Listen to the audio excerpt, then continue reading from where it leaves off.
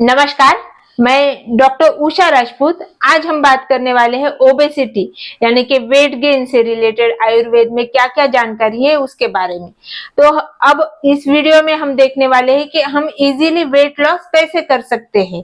तो सबसे पहले हम देखेंगे कि इससे रिलेटेड संप्राप्ति आयुर्वेद में क्या बताई है। उसके बाद हम देखने वाले हैं कि इससे रिलेटेड हम क्या-क्या हमारे डेली का जो रूटीन है उसमें क्या-क्या चेंजेस करेंगे जिससे कि वेट लॉस होने में मदद मिल सके। तो संप्राप्ति जो बताई है उसमें अगर हम निदान सेवन यानी कि जो हेतु सेवन है उसमें आहार और विहार, आहार में हम अगर मीठी चीजें ज्यादा खाते हैं उसके साथ ही तली हुई चीजें ज्यादा खाते हैं और जो जंक फूड है वो अगर हम खाते हैं तो उसके कारण वेट गेन होता है।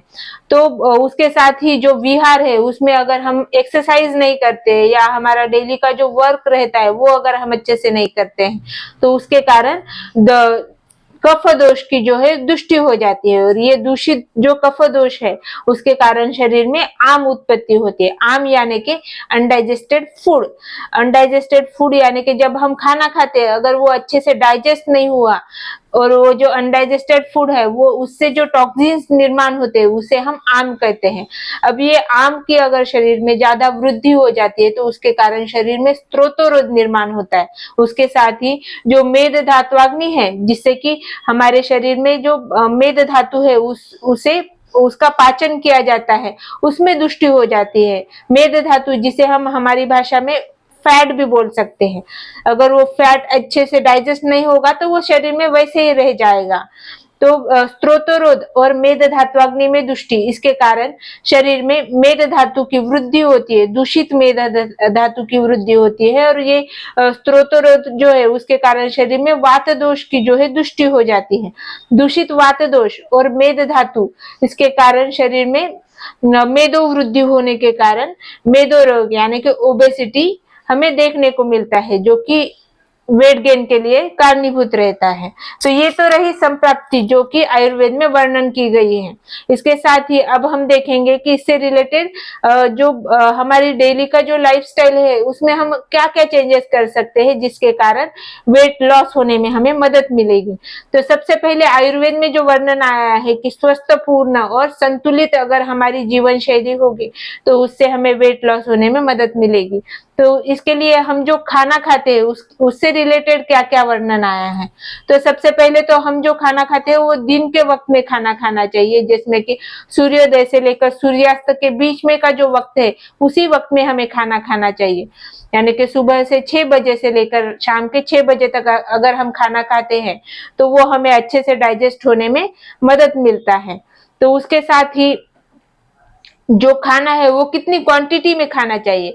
अगर हमारे जो पेट का जो साइज है उसे अगर हम 4 भाग में अगर डिवाइड करते हैं तो 2 भाग हमें घन स्वरूप में आहार सेवन करना चाहिए। उसके साथ ही जो उर्वरित 1/4 पार्ट है वो हमें पानी पीना चाहिए और 1/4 पार्ट हमें ऐसे ही रखना चाहिए जिससे कि जो खाना जो है वो अच्छे से डाइजेस्ट हो सके। तो ये तो रही कि कितनी क्वांटिटी में खाना खाएं। इसके साथ ही अगर स्ट्रेस और टेंशन जब हम खाना खाते हैं उस वक्त में अगर स्ट्रेस और टेंशन ये चीजें अगर नहीं होगी तो हमारा जो खाना है वो अच्छे से डाइजेस्ट हो जाएगा। जैसे कि हम खाना खाते वक्त आगे टीवी चालू है या हम मोबाइल देखते हुए खाना खाते हैं तो ये चीजें हमें नहीं करनी चाहिए। तो इसके साथ ही जो निद्रा यानी कि हमें कितने घंटे सोना चाहिए इसके बारे में जो आयुर्वेद में वर्णन आया है कि दिवास्वाप यानी कि दिन के वक्त में हमें सोना नहीं है, सिर्फ रात के वक्त में ही सोना चाहिए जो कि 6 से 8 घंटे की हमारी नींद पूरी होनी जरूरी रहती है जिससे कि हम जो खाना खाते हैं वो अच्छे से डाइजेस्ट हो सके। तो ये तो रही निद्रा से रिलेटेड आहार और निद्रा।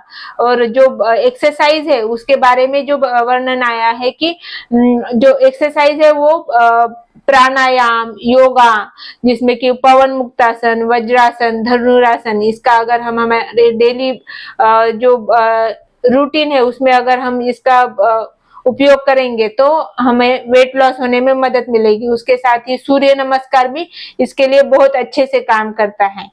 तो ये तो रही जानकारी कि हमें एक्सरसाइज क्या क्या कर सकते हैं, मिनिमम एक्सरसाइज क्या करनी चाहिए। तो इसके साथ ही जो हर्बल मेडिसिन आयुर्वेद में बताई गई है, जिसमें कि त्रिफला गुल, उसके साथ ही त्रिकटु, ये जो वनस्पति है ये वेट लॉस करने के लिए हमें मदद करती है।